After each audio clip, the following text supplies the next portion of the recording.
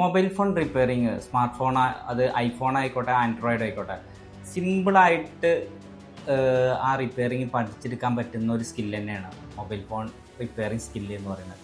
അതിന് പ്രധാനമായിട്ട് വേണ്ടത് ഒന്ന് നമ്മുടെ ഹാൻഡ് സ്കില്ലാണ്. ഹാൻഡ് സ്കില്ല് എന്ന് പറഞ്ഞു കഴിഞ്ഞാൽ നമുക്ക് അത് ഹാൻഡ് സ്കില്ലിന് തന്നെ പ്രധാനപ്പെട്ട ഒരു കാര്യം, എല്ലാ ഫോണുകളും അയക്കാനും കൂട്ടാനും പഠിക്കുക എന്നുള്ളതാണ് ആദ്യമായിട്ട് പഠിക്കേണ്ടത്.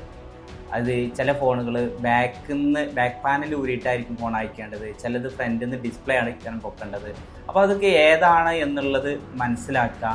അത് മനസ്സിലാക്കാനും വേണ്ടിയിട്ടും നമുക്ക് ജസ്റ്റ് ഗൂഗിളിൽ ഡിസസംബ്ലി എന്നുള്ള ഒരു വേർഡ് അടിച്ചു കഴിഞ്ഞാൽ തന്നെ ഗൂഗിളിൽ അറിയാൻ പറ്റുന്നത് എവിടെ നിന്നാണ് എങ്ങനെയാണ് പൊക്കുന്നത്, യൂട്യൂബിലുണ്ടാവും. അപ്പോൾ ആ ഒരു രീതിയിൽ അയക്കാനും കൂട്ടാനും പഠിക്കുന്ന ഹാൻഡ് സ്കില്ലാണ് ആദ്യം പഠിക്കേണ്ടത്. അതിന് ഒന്നുകിൽ വേറെ ഏതെങ്കിലും ഒരു ഇൻസ്റ്റിറ്റ്യൂട്ടിൽ പഠിക്കേണ്ട ആവശ്യമൊന്നുമില്ല. ഒരു മൊബൈൽ ഫോൺ സർവീസ് സെൻറ്ററിൽ വെറുതെ ഒരു ട്രെയിനി ആയിട്ട് സീനിയർ ആയിട്ടുള്ള ഒരു ടെക്നീഷ്യൻ ചെയ്യുന്നത് കണ്ടു കഴിഞ്ഞാൽ നമുക്ക് പഠിച്ചെടുക്കാവുന്നതേ ഉള്ളൂ. സിമ്പിളായിട്ട് പഠിച്ചെടുക്കാൻ പറ്റും. അപ്പോൾ അത്തരത്തിലുള്ള അയക്കുക കൂട്ടുക പഠിക്കുകയാണ് ആദ്യം ചെയ്യേണ്ടത്. അപ്പോൾ അതിൽ ഡിസ്പ്ലേ മാറ്റുന്നതൊക്കെയാണെന്നുണ്ടെങ്കിൽ ഈ ഹാൻഡ് സ്കില്ല് ഉണ്ടായാൽ തന്നെ നമുക്ക് റിപ്പയർ ചെയ്ത് കൊടുക്കാൻ പറ്റുന്നതാണ്. കാരണം ഡിസ്പ്ലേ മാറ്റാനായിരിക്കും ഏകദേശം ഒരു 50-60% സർവീസ് സെൻറ്ററിൽ വരുന്നത്. അപ്പോൾ നമ്മുടെ സർവീസ് സെൻറ്ററിൽ ഏറ്റവും കൂടുതൽ വരുന്നത് ഡിസ്പ്ലേ മാറ്റാൻ തന്നെയാണ്. അപ്പോൾ അതിന് പക്ഷേ ഫിറ്റിങ്സിൽ അത് ഗമ്മിടുന്നതും അതേപോലെ തന്നെ സിമെൻറ്റ് കൂട്ടി വെച്ച പോലെയൊന്നും ഗമ്മിടാൻ പാടില്ല. അപ്പോൾ അത് കറക്റ്റായിട്ടുള്ള ഒരു രീതിയിൽ ഫിറ്റ് ചെയ്ത് ഒരു പുതിയ ഫോൺ എങ്ങനെയാണ് വാങ്ങുമ്പോൾ കിട്ടുന്ന ആ രീതിയിൽ ഡിസ്പ്ലേ മാറ്റിക്കഴിഞ്ഞാലും കൊടുക്കാൻ പറ്റണം. അത് അവനവൻ്റെ സ്കിൽ തന്നെയാണ്. അത് എക്സ്പീരിയൻസ് കൊണ്ടാണ് കുറച്ചൊക്കെ കിട്ടുള്ളൂ. പക്ഷേ നല്ല സിമ്പിളായിട്ടുള്ള ചില ടെക്നീഷ്യൻസ് നമ്മൾ ഇൻസ്റ്റിറ്റ്യൂട്ടിലൊക്കെ ഉള്ള ചില കുട്ടികളുണ്ട്, വളരെ സിമ്പിളായിട്ട് വളരെ പെർഫെക്റ്റായിട്ട് ആ സംഭവങ്ങൾ ആദ്യത്തെ രണ്ടാമത്തെ തവണ തന്നെ ചെയ്യുന്നവരുമുണ്ട്. അപ്പോൾ അത് നമുക്ക് ആർജിച്ചെടുക്കാൻ പറ്റുന്ന ഒരു സ്കില്ലാണ്. പിന്നെ വേണ്ടത് ഹാൻഡ് സ്കില്ലാണ് ഒരു IC റീബോൾ ചെയ്യാനുള്ള സ്കില്ല്. IC റീബോൾ സ്റ്റെൻസിലൊക്കെ ഉപയോഗിച്ചിട്ട് IC റീബോൾ ചെയ്ത്, ഇപ്പോൾ IC റീബോളിങ് എന്ന് പറഞ്ഞാൽ ഐസിൻ്റെ ഉള്ളിൽ കുറേ ലെഗുകൾ ഉണ്ടാവും. ആ ലെഗുകൾ വീണ്ടും കറക്റ്റായിട്ട് വാട്ടർ ഡാമേജ് ഒക്കെ വന്ന് ട്രയിച്ച് പോയി ഡ്രൈ ആയി കിടക്കുന്നുണ്ട് ലെഗിനെ വീണ്ടും റീഫിറ്റ് ചെയ്ത് ലെഗ് വെക്കുന്നതാണ് റീബോളിങ്. ആ റീബോൾ ചെയ്ത് IC ഫിറ്റ് ചെയ്യുക എന്ന് പറയുന്ന ഒരു സ്കില്ല്. അതുപോലെ മറ്റൊരു ഹാൻഡ് സ്കില്ലാണ് ചില ഫോണിൻ്റെ ടച്ച് ഗ്ലാസ് മാത്രമേ പൊട്ടിയിട്ടുണ്ടാവുള്ളൂ. അപ്പോൾ ആ ഡിസ്പ്ലേ വന്ന് ഗ്ലാസ് മാത്രം സെപ്പറേറ്റ് ചെയ്ത് ഗ്ലാസ് മാത്രമായിട്ട് മാറ്റുന്ന ഒരു സ്കില്ല്, അതും ഒരു ടൈപ്പ് ഹാൻഡ് സ്കില്ല് തന്നെയാണ്. അത് ചിലവരൊക്കെ വളരെ പെർഫെക്റ്റായിട്ട് ഡിസ്പ്ലേക്കൊന്നും ഒരു ഡാമേജും ആകാത്ത രീതിയിൽ ചെയ്യുന്ന ഒട്ടേറെ പേരെ ഞാൻ കണ്ടിട്ടുണ്ട്.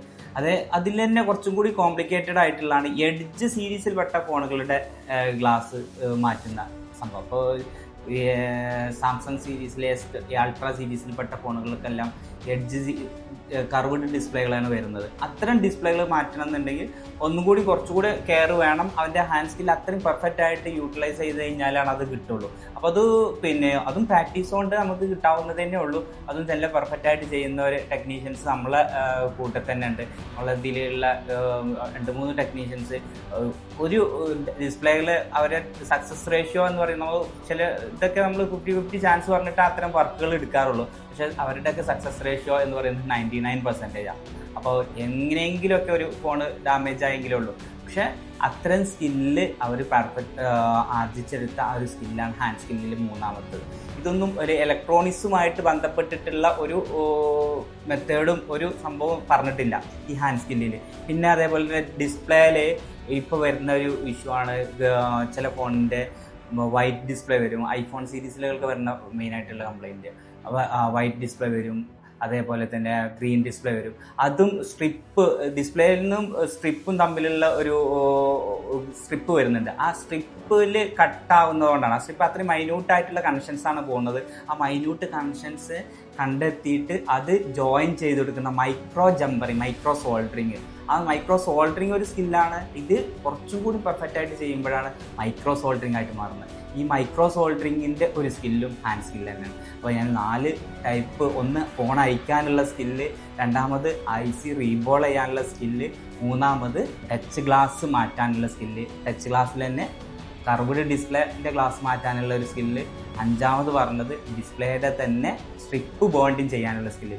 ഇത്രയും 5 സ്കില്ലുകൾ ഉണ്ടെങ്കിൽ തന്നെ ഒരു ടെക്നീഷ്യനായി എന്നുള്ള രീതിയിൽ പറയാൻ പറ്റും. ഒരു 70% ടെക്നീഷ്യനായി. കാരണം എന്താ വെച്ചാൽ ഈ 70% കംപ്ലൈൻറ്റുകളും വരുന്നത് ഈ ഡിസ്പ്ലേ, അതേപോലെ തന്നെ ഐസി റീബോളിങ്, ഫിറ്റിങ്സ്, CPU ഒക്കെ ഐസി വീണ്ടും റീബോൾ ചെയ്ത് കണ്ട് ഫിറ്റ് ചെയ്ത് കഴിഞ്ഞാൽ ശരിയാകുന്നതാണ്. അപ്പോൾ ഇത്രയും സ്കില്ല് ആർജിച്ചെടുത്താൽ തന്നെ ഒരു ഏകദേശം ഒരു 70% ടെക്നീഷ്യനായി എന്ന് പറയാം. ബാക്കി ബോർഡ് ലെവലിലുള്ള വർക്ക് എങ്ങനെയാണ് ചെയ്യേണ്ടത് എന്നുള്ളത് അടുത്ത വീഡിയോയിൽ പറഞ്ഞുതരാം.